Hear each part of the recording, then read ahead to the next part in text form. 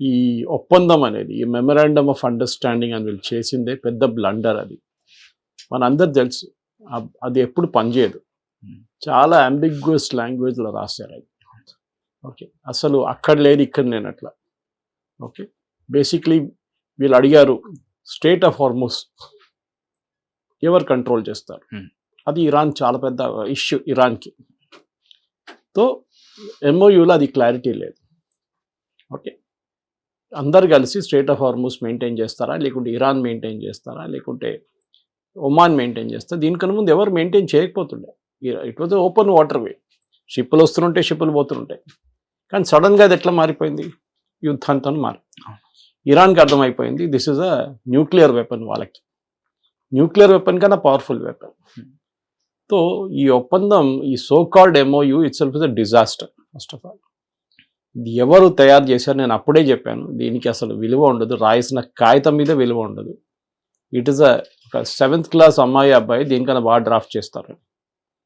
ఎందుకంటే దానికి ఒక ఎండింగ్. మీరు ఒక ఎంఓయూ నుంచి అగ్రిమెంట్కి వెళ్ళాలంటే దానికి ఒక సాలిడ్ ఫౌండేషన్ ఉండాలి. అది కాకుండా అక్కడ లేని ఇక్కడ లేనట్టు మాటలు చెప్తే మీరు ఫైనల్ దాకా చేరుకోరు మీరు. అదే జరిగింది అన్నిట్లో. యురేనియం గురించి ట్రంప్ అంటున్నారు, లోపల ఒక మాట అంటున్నారు, వీళ్ళు బయట వచ్చి ఇంకో మాట అంటున్నారు. మీకు తెలియదు అది. That is how Iranians are. Iranians అట్లనే బిహేవ్ చేస్తారు వాళ్ళు. ఇప్పుడు కాదు, వాళ్ళు సద్దాం హుసేన్ టైంలో సద్దాం హుసేన్తో యుద్ధం జరిపినప్పుడు అట్లనే బిహేవ్ చేశారు. బరాక్ ఒబామా టీంతో నెగోషియేట్ చేసేటప్పుడు జెసిపి అగ్రిమెంట్ అప్పుడు కూడా అట్లనే మాట్లాడారు. వాళ్ళు మారరు. ఇంగ్లీష్లో అంటారు leopard will never change it's spots. మీరు ఎంత పెయింట్ కొట్టినా కానీ అది మళ్ళీ అదే టైప్లో ఉంటుంది. జేసీపీ అగ్రిమెంట్లో 3 years బాగానే ఉన్నారు కదా సార్? బాగానే ఉన్నారు, కానీ నెగోషియేషన్ అంటున్నారు. నెగోషియేషన్ ఓకే, అక్కడ కూడా వాళ్ళు చాలా మటుకు కండిషన్స్ వాళ్ళు ఏం చెప్తారు, గలిచారని కాదు, కానీ దే మేనేజ్. ఇప్పుడు ప్రాబ్లం ఎక్కడ వచ్చిందంటే ఈ పర్టికులర్ ఒప్పందంలో ఈ యూజ్లెస్ కంట్రీ లైక్ పాకిస్తాన్ని ఇన్వాల్వ్ చేశారు వీళ్ళు. పాకిస్తాన్లో షబాజ్ షరీఫ్ కానీ అసీం మునీర్కి దీని గురించి ఏం తెలియదు, ఇంటర్నేషనల్ డిప్లొమసీ గురించి. షబాజ్ షరీఫ్కి అసలు కంట్రీ దేశం నడిపేయాలట్లా ఆయనకు అర్థం కావట్లేదు. అక్కడ ఆట లేదు తినడానికి, పిఓకేలు కొట్టుకుంటున్నారు, బలూచిస్తాన్ వాళ్ళు వచ్చి అటాక్ చేస్తున్నారు, ఇక్కడ తహరీకే తాలిబాన్ వచ్చి కొడుతున్నారు. వాళ్ళకి ఏం అర్థం కావట్లేదు ఏం జరుగుతుంది వాళ్ళ దేశంలో. అప్పుడు ఇంకో దేశాన్ని ప్రాబ్లమ్ సార్ట్అవుట్ చేయడానికి వెళ్తున్నారు వాళ్ళు. ఆలోచించండి. మనదే లేదు, మీకే బతుకు, మీకే ఏం చెప్తారు, మీకే ఒక క్రెడిబిలిటీ లేనప్పుడు మీరు ఇంకో దాన్ని ఏం చేస్తారు వెళ్ళి? ఎందుకంటే వీళ్ళకి పబ్లిసిటీ కావాలండి. సామెత కూడా ఉంటుంది కదా సార్, ఇంట గెలిచి రచ్చ గెలివాలి అని చెప్పేసి. మన దగ్గర కూడా కొంతమంది పొలిటికల్ కామెంటేటర్స్ చెప్పారు, చూడండి Modi last out a golden opportunity. Okay, మనం కూడా దీంట్లో ఇన్వాల్వ్ కావాలండి. ఎంత పబ్లిసిటీ వస్తుంది. ఇప్పుడు ఏమైంది పబ్లిసిటీ? ఇప్పుడు నేను చెప్తున్నాను, ఇది ఇప్పుడు ఎట్లా జరుగుతుంది last I won't be surprise. రేపు ఇరాన్ వెళ్ళి ఒక బాంబు కూడా వేస్తారు కాబట్టి ఇస్లామాబాద్ మీద కోపం వచ్చి, అమెరికా కూడా వేయచ్చు.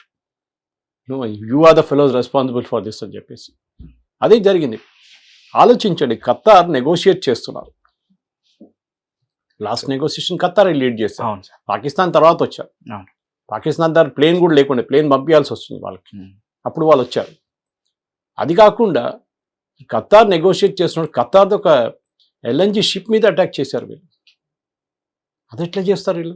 ఇరాన్ అంటే మీకు ఖతార్ మీద కూడా విశ్వాసం లేదా? ఇప్పుడు అదే జరిగింది. ఇప్పుడు ఖతార్ అదే అంటున్నారు, వై షుడ్ బీ నెగోషియేట్, మేము చేయం, మా షిప్పుల మీద దాడి చేస్తున్నారు. సో మహేష్, మెయిన్ ఇరాన్లో ఏం జరుగుతుందంటే ఈ అయతుల్లా ఖమేనీ ఫ్యూనరల్ రేపటితో అయిపోతుంది అది సార్. అది జరుగుతున్నప్పుడు మేము ఏం చేయం కాల్పులు అని చెప్పి వీళ్ళకి ఒక ఇన్ఫార్మల్ అగ్రిమెంట్లో వచ్చారు. ట్రంప్ ఇచ్చాడు. వీళ్ళు వాళ్ళ మీద వీళ్ళ మీద ఏం చేయాలి, as it is cease fire ఉందనుకో. దాంతోపాటు ఆ పీరియడ్లో ఎవరు చేయరు. అప్పుడు ఇరాన్ వెళ్ళి ఫస్ట్ ఒక షిప్ మీద కొట్టారు. అప్పుడు అమెరికా దాడి చేసింది. తెలియదు. మళ్ళీ రెండో షిప్ మీద కొట్టారు, మళ్ళీ అమెరికా కొట్టారు. లాస్ట్లో మూడో షిప్ కొట్టిన అమెరికా పిచ్చి పట్టేసింది. ఈసారి ప్రొపోర్షనేట్ రెస్పాన్స్ కాదు, డిస్ప్రపోర్షనేట్ రెస్పాన్స్. అంటే ఎట్లా ఉంటుండే, ముందు 2 మిసైల్ కొట్టారు, అమెరికా కూడా 2 మిసైల్ కొడతారు వాళ్ళ వైపు, అయిపోయి స్కోర్ 2-all. ఇది అది కాదు, వాళ్ళు 2 మిసైల్ కొట్టారు మూడో షిప్ మీద, వీళ్ళు 80 కొట్టారు. They attacked 80 sites. కార్గ్ ఐలాండ్లో కూడా అటాక్ చేశారు. వాళ్ళ మెయిన్ బందర్ అబ్బాస్, వాళ్ళ మెయిన్ పోర్ట్, దాని మీద దాడి చేశారు. ఎక్స్పోర్ట్స్ అక్కడి నుంచి ఎక్కువ ఉంటుంది వాళ్ళకి, ఇంపోర్ట్స్ అక్కడి నుంచి ఎక్కువ ఉంటుంది. మొత్తం ధ్వంసం చేశారంట పోర్ట్ అంతా. ఓకే, వీడియోస్ కూడా వచ్చింటే మీరు చూసుంటారు. అవును సార్. సో ఈ పరిస్థితుల్లో ఇరాన్ ఏం చేస్తారు? ఏం చేయలేరు. పెద్ద పెద్ద మాటలు అంటారు, మేము అది చేస్తాం ఇది చేస్తాం, వాళ్ళని అటాక్ చేస్తాం వీళ్ళని attack. రేపు I can mark my words Mahesh, జరుగుతుంది కూడా. నేను దీనికన్నా ముందు కూడా నిన్న ఇంకో ఛానల్లో పొద్దున్న 10:30కు మాట్లాడుతూ నేను చెప్పాను, సాయంత్రం కాగానే ట్రంప్ ఈ నాటో నుంచి బయటకు వస్తాడు చూడండి, ఆయన వచ్చి ఏదో వాగుతాడు అని చెప్పాను. యుద్ధం లేదు ఏం లేదని చెప్తాడు ఆయన, యుద్ధం అయిపోయింది, సీజ్ఫైర్ అయిపోయింది, యుద్ధమే యుద్ధం అని చెప్పినట్లే అయింది. నేను ఆ ఛానల్ వాళ్ళకి ఫోన్ చేసి చెప్పాను, నిన్న రీల్స్ తయారు చేయండి ఒకసారి అని చెప్పి. ప్రెడిక్షన్ ఎవరైనా గెస్ట్ చేస్తారు, it's very easy. Suresh Kochatla guess చేయక్కర్లేదు. ఈ ఒప్పందంలో ఏ క్రెడిబిలిటీ లేదు. పాకిస్తాన్ వాళ్ళని తీసుకొచ్చి ఒప్పందం చేపిస్తారంటే అర్థం కాదు. అక్కడ ఆట తినడానికి ఆట లేకుండా కొట్టుకున్న దేశం అది. వాడేమో సూట్ గీట్ వేసుకొస్తాడు షరీఫ్, దాంతోపాటు ఫీల్డ్ మార్షల్ కూడా తీసుకొస్తాడు. ఇది problem. See end of the day it's very simple Mahesh. ఒప్పందంతో మీరు ఏదో సాధించాలని అనుకుంటున్నారో చెప్పండి క్లియర్గా. అమెరికా ఏం చెప్తున్నారు, ఇరాన్ దగ్గర ఆయుధాలు ఉండకూడదు, దట్ ఈస్ న్యూక్లియర్ వెపన్స్ ఉండకూడదు. Great, no problem, no dispute. కానీ దానికి ఏం చేయాలి మీరు? దానికి ఇరాన్ని ముందు మీరు పర్సువేట్ చేయాలి. మీ దగ్గర ఉన్న న్యూక్లియర్ వెపన్స్, న్యూక్లియర్ మెటీరియల్ మాకు ఇచ్చేసేయండి. అదే జేసీపీఆర్ ఉండే కదా. మళ్ళీ reinventing the we'll all over again. ముందు పెట్టిన ఒప్పందం అదే సరిపోతుండే, మీరే దాన్ని చెంపి పక్కన పడేశారు, కాదు ఇది పనికిరాదు అని చెప్పేసి. ఇప్పుడు దాని మీద నెగోషియేట్ చేస్తారా మీరు? సో ట్రంప్కి తెలిసిపోయింది, he cannot make it better than JCPA. Best solution bomb them. ఇప్పుడు అదే జరుగుతుంది. కానీ ట్రంప్ రెగ్యులర్ వార్కి వెళ్ళరు. ఒకటి, ఆయనకు ఆథరైజేషన్ లేదు యుఎస్ కాంగ్రెస్ నుంచి వార్ పవర్స్ యాక్ట్ కింద. రెండోది, ఆయనకు కావాల్సింది అక్కడెక్కడ కొట్టడం కాదు, స్పెసిఫిక్లీ స్ట్రేట్ ఆఫ్ హార్మోస్ని క్లీన్ చేస్తాం. అక్కడున్న ఎవరైనా కానీ, చిన్న బోట్లు కానీ పెద్ద బోట్లు కానీ ఏమైనా ఉండి, అక్కడ మిసైల్ సైట్స్ కొన్ని లాంచర్స్ ఉన్నాయి, దాన్ని మొత్తం ధ్వంసం చేస్తున్నారు. అది చాలు వాళ్ళకి. మెయిన్ ల్యాండ్ నుంచి ఎవరు స్ట్రేట్ ఆఫ్ హార్మోస్ మీద కొట్టరు. అక్కడ షిప్ కనిపిస్తే వాడు దాని మీద మిసైల్ కొడతాడు, డ్రోన్ పంపిస్తాడు. ఇది మీరు తెహరాన్ నుంచి దీని మీద కొట్టలేరు కదా. ఇప్పుడు అమెరికా అంటుంది, నాకు తెలుసు ఎవడు ఏం కొడుతున్నాడు. Trump made statement yesterday, nuclear site కొట్టారు కదా వీళ్ళు, అక్కడ పోతాడంట మొహమ్మద్ అని చెప్పి, నేమ్ ప్లేట్ అంత ఉందంట. American satellites can read is name plate అంట, బ్యాచ్ చదవచ్చు అంట, ఆయన పేరేంటనేది. అప్పుడు మేము వానికి ఫోన్ చేసి చెప్తాం, మొహమ్మద్ పైనుంచి ఒక మిసైల్ వస్తుంది, నువ్వు ఇక్కడి నుంచి మాయమైపో. This is Trump statements. And నిన్న ఆయన యూజ్ చేసిన వర్డ్స్ మీరు వినుంటారు. Uses word like scum, they are idiots, they are useless fellows. ఇదే ట్రంప్ 2-3 వారాల ముందు అన్నారు, they are very rational people, very smart, very intelligent. ఆయనకు ఒకరోజు ఒక మాట, నెక్స్ట్ డే ఇంకో మాట. ఇప్పుడేమంటున్నారు, కావాలంటే నేను బ్రిడ్జ్లు అన్నీ కొట్టేస్తాను, టార్గెట్ నెంబర్ 1, వాళ్ళ పవర్ ప్లాంట్స్ అన్నీ కొట్టేస్తాను. ఇది పాత డైలాగ్, మీకు గుర్తుంటుంది. ఇంకన్నా ముందు కూడా చెప్పారు, ఏం జరగలేదు. వాటర్ డీసాలినేషన్ ప్లాంట్ కొడతాను, కానీ నాకంత పాపం, వాళ్ళు నీళ్ళే ఉండవు తాగడానికి. ఆయనకు ఒక ప్లాన్ ఆఫ్ యాక్షన్ అనేది లేదు. ఎందుకంటే ఈ యుద్ధంలో ఎందుకు దిగారో తెలియదు, యుద్ధం నుంచి బయటికి రావాలనే తెలియదు. నెటన్యాహు వార్న్ చేశాడు, మీరు ఇరాన్తో ఏ ఒప్పందం చేయలేరు, మీరు చేయకండి. కానీ వీళ్ళందరూ కలిసి, గల్ఫ్ నేషన్స్ అందరు కలిసి, కాదు కాదు కాదు మీరు ఒకసారి మాట్లాడినాను. ఇప్పుడు అదే గల్ఫ్ నేషన్స్ అంటున్నారు, యూ ఫినిష్ ద జాబ్. ఎందుకంటే ఈ స్ట్రేట్ ఆఫ్ హార్మోస్ ఇంత ఇన్స్టెబిలిటీ ఉంటే మేము మా ఆయిల్, మా గ్యాస్ బయటికి పంపించలేకపోతున్నాము. Once and for all you finish Iran. అది ముందే అయిపోతుండే. ఫిబ్రవరి 28 నుంచి మీరు మొదలుపెట్టిన దాన్ని 40 రోజుల దాకా ఎందుకు బంద్ చేశారు? ఎందుకంటే ఇదే పాకిస్తాన్, ఇదే ఖత్తర్, ఇదే సౌదీ అరేబియా, ఇదే ఇరాక్, వీళ్ళందరూ కలిసి, బహ్రెయిన్, కువైత్ అందరూ కలిసి ట్రంప్ దగ్గర వచ్చి వద్దు వారు యుద్ధం వద్దు, మనకి పీస్ కావాలని చెప్పి. ఇప్పుడు ఏం జరిగిందండి? పీసెస్ అయిపోయినాయి ఇప్పుడు అంతా. నౌ ద ఓన్లీ సొల్యూషన్ ట్రంప్కి ఏంటంటే ఫినిష్ ద జాబ్. ఇది ముందు సౌదీ అరేబియా అన్నారు ట్రంప్ దగ్గర. మహేష్ నడిమిట్లో మార్చ్ 2nd వీక్లో యుఏఈ వాళ్ళ ఎయిర్క్రాఫ్ట్ యూస్ చేసి ఇరాన్ని బాంబ్ చేశారు. ఆ న్యూస్ బయటికి ఎక్కువ రాలేదు. వాళ్ళ కోపం వచ్చింది, వాళ్ళ ఎయిర్పోర్ట్ కొట్టారు.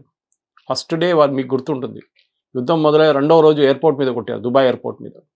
అండ్ వాళ్ళకి అది చాలా పెద్ద నష్టం జరిగింది. ఎందుకంటే not just the damage, physical damage, ఆ ఎయిర్పోర్ట్ ఇమేజ్ ఏంటంటే బిగ్గెస్ట్ ఇంటర్నేషనల్ ట్రాన్సిట్ అక్కడి నుంచి.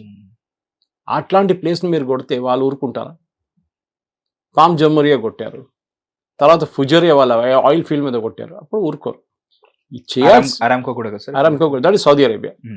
సో వీళ్ళు చేయాల్సి ఏముంటుందంటే, వీళ్ళందరూ కలిసి వీళ్ళన్నీ F-35 కొనుక్కున్నారు సౌదీ అరేబియా. ఏం చేసుకుంటున్నారు?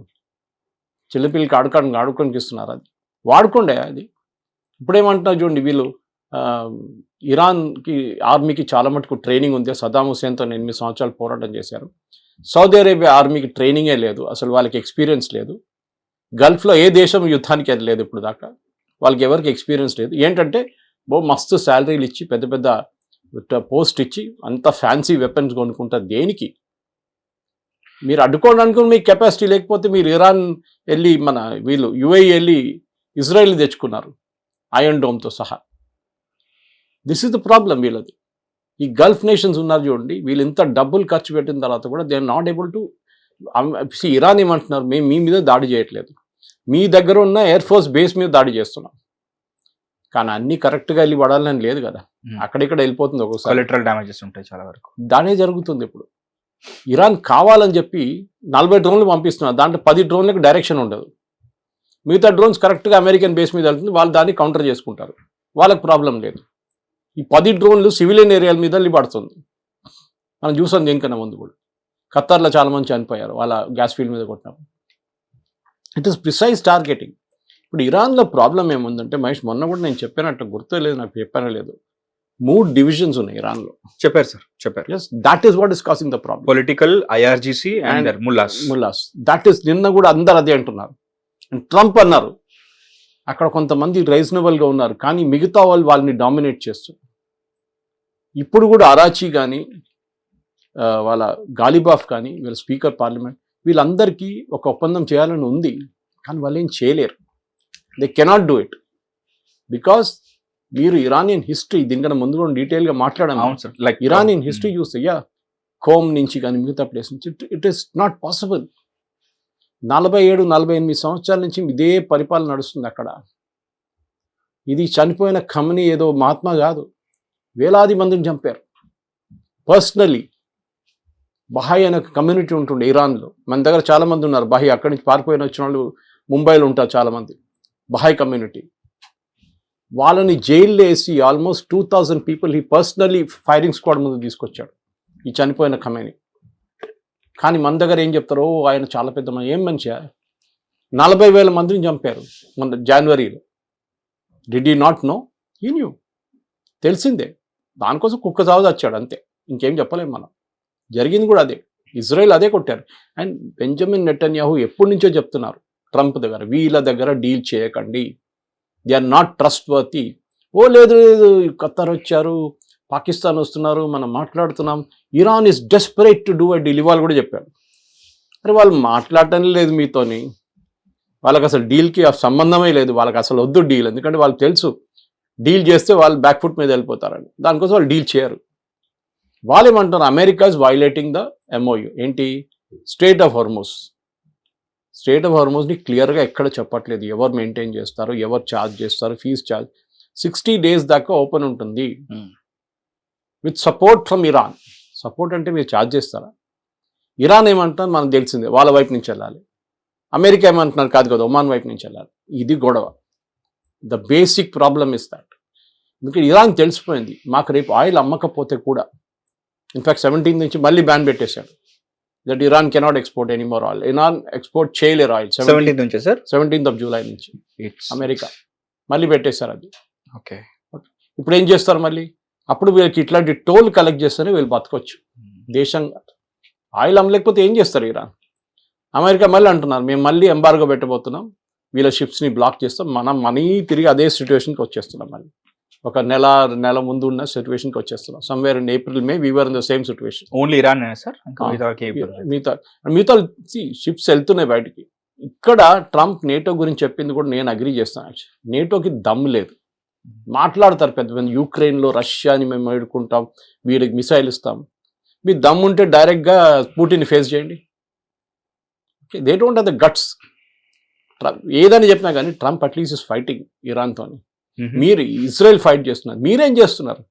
పక్కన కూర్చొని తమాషా చూస్తున్నారు. అది మా యుద్ధం కాదు, మేము మొదలు పెట్టలేదు, ట్రంప్ మొదలు పెట్టిండు, so Trump let him suffer. That is not your logic. మీ దగ్గర ఫ్యూయల్ ప్రైసెస్ ఎక్కువైంది కదా, if you keep the strait open, fuel prices నేను $5-6 పెరిగింది, నాకు ఇప్పుడు తెలియదు రేట్ ఎంత ఉందని. Okay, this is the situation. మీ మీద కూడా ఇంపాక్ట్ ఉంటుంది. మీ మైండ్ స్వీపర్స్ తీసుకొచ్చి మీరు గల్ఫ్ ఆఫ్ ఒమాన్లో పెట్టి ఏం చేసుకుంటా, పూజలు చేస్తారు అక్కడ? అర్థం కాదు నాకు. You have to use it, you have to have the guts. జర్మనీని ఫేస్ చేసిన నేషన్ బ్రిటన్ సెకండ్ వరల్డ్ వార్లో. ఇప్పుడు ఏమైంది వాళ్ళకి? ఇరాన్ని భయపడుతున్నారు వాళ్ళు. ఎందుకంటే వాళ్ళకి రేపు ఏదైనా ఒక బ్రిటిష్ షిప్ ఎక్కడైనా కనిపిస్తే దాని మీద కొడతారు ఇరాన్. ఆ భయం ఉంది వీళ్ళకి. అండ్ ఇరాన్ ఆ భయంని ఎక్స్ప్లాయిట్ చేస్తున్నారు. France, Germany, UK super forces ఉంది వీళ్ళ దగ్గర, నేవల్ కానీ ఎయిర్ ఫోర్సెస్, కానీ వాడుకుంటలేరు, భయపడుతున్నారు. వీళ్ళందరూ కలిసి ఇరాన్ మీద పడితే Iran finish in 2 days flat. ఇప్పుడు ఏం చెప్పినా కానీ పాపం ట్రంప్ ఒకటే మిగిలిపోయాడు. నెటన్యాహు కూడా రావట్లేదు. మీరే అన్నారు నెటన్యాహు రావద్దని చెప్పారు ట్రంప్. నెటన్యాహు అన్నారు మీరే ఆపారు కదా నన్ను, లేకుంటే నేను వచ్చి ఎప్పుడో ఫినిష్ చేసేస్తుండే పని అంతా. సిరియా దగ్గర చెప్పారు హెజ్బుల్లాని చూసుకోండి అని చెప్పి, ఆడన్నాడు నాతో కాదన్నాడు. అది ఇజ్రాయెల్నే హ్యాండిల్ చేయాల్సి వస్తుంది, నాతో కేపబిలిటీ లేదు నా దగ్గర. So Israel is not proven right. ఎన్నోసార్లు చెప్పారు వీళ్ళతో చేయకండి, వీళ్ళతో ఒప్పందం చేయకండి. వీళ్ళు అదే విక్రమ్ బేతాల్ కడలాగా మళ్ళీ తిరిగి వస్తుంది స్టోరీ అది. ఓకే, అమర్చిత్ర కథలు మనం చూసుంటాం, అదే స్టోరీకి తిరిగి వస్తాం మనం. ఎవ్రీ టైం రిపీట్, 15 రోజుల తర్వాత మళ్ళీ repeat. Once and for all ఒక సొల్యూషన్ ఏంటంటే ఇరాన్లో ఉన్న కంప్లీట్ వాళ్ళ కోస్టల్ బ్యాటరీస్ అంటారు, స్ట్రేట్ ఆఫ్ హార్మోస్ దగ్గర ఉన్నది, కేషమ్ ఐలాండ్ నుంచి కార్గ్ ఐలాండ్ నుంచి మొత్తం దాన్ని ఫినిష్ చేసేసేయండి. That is what they have done yesterday. ఇవాళ రాత్రి మళ్ళీ కొడతారు, దాంట్లో డౌట్ లేదు. హిట్ టీవీ యాప్, ఇందులో short news, live news, entertainment shows, movies, digital magazines తో పాటు మీ జిల్లా వార్తలను కూడా ఫ్రీగా చూడొచ్చు. ఇంకెందుకు ఆలస్యం, వెంటనే హిట్ టీవీ యాప్ ని డౌన్లోడ్ చేసుకుని ఫ్రీగా ఎంటర్టైన్మెంట్ పొందండి. Hit TV app, hit TV app, please download hit TV app. Hit TV app ని ఫ్రీగా డౌన్లోడ్ చేసుకొని ఎంజాయ్ చేయండి. మీకు నచ్చిన ఎంటర్టైన్మెంట్ కోసం హిట్ టీవీ యాప్ ని ఫ్రీగా డౌన్లోడ్ చేసుకొని ఎంజాయ్ చేయండి. హిట్ టీవీ యాప్ ని డౌన్లోడ్ చేసుకుని ఆస్వాదించండి, ఆశీర్వదించండి. ఇంతమంది సెలబ్రిటీలు హిట్ టీవీ యాప్ ని డౌన్లోడ్ చేసుకోండి అని చెప్తున్నారంటే ఎంత మంచి యాప్ ఆలోచించండి. అమెరికా అమెరికా అమెరికా అమెరికాలో చదవాలనుకునే వాళ్ళకి విశ్వసనీయమైన పేరు మన శౌర్య కన్సల్టెన్సీ. UK లో 1 year masters, UK లో 1 year masters, 2 years work permit up to 5 years visa. Contact Saurya Consultancy. Contact 89851 89851.